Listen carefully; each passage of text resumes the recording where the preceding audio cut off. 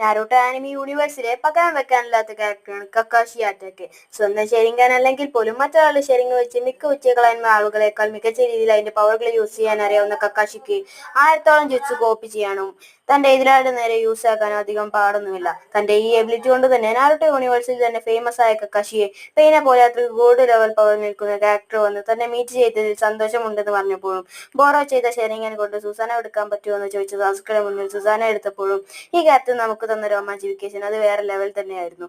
Might ഗെയിയെ പോലെ എയ്റ്റിനകത്ത് open ചെയ്യാനും ഒബിറ്റോ ഉച്ചിയ പോലെ തനിക്ക് ഇഷ്ടപ്പെട്ടവരെ ഗാമോയി ഉപയോഗിച്ച് വേറെ ഡയമെൻഷനിലേക്ക് ടെലിപ്പോർട്ട് ചെയ്യാനും നിനട്ടോയെ പോലെ റസങ്കൻ എന്ന പവർഫുള്ളായ ചക്ര ടെക്നിക്ക് യൂസ് ആക്കാനും കക്കാശി എന്ന നിഞ്ചയ്ക്ക് സാധിച്ചിരുന്നു. ഈ കഥാപാത്രത്തെ ഡിസൈൻ ചെയ്തപ്പോൾ തന്നെ കിഷിമോട്ടോ എന്ന ക്രിയേറ്റർ ആളുകൾക്കിടയിൽ ഇത്ര ഇമ്പാക്റ്റും ക്യൂരിയോസിറ്റിയും ഉണ്ടാവുന്ന ക്യാരക്ടർ ആയിരിക്കണം ഇതെന്ന് ആദ്യമേ തന്നെ മൈൻഡിൽ കണ്ടിരുന്നു.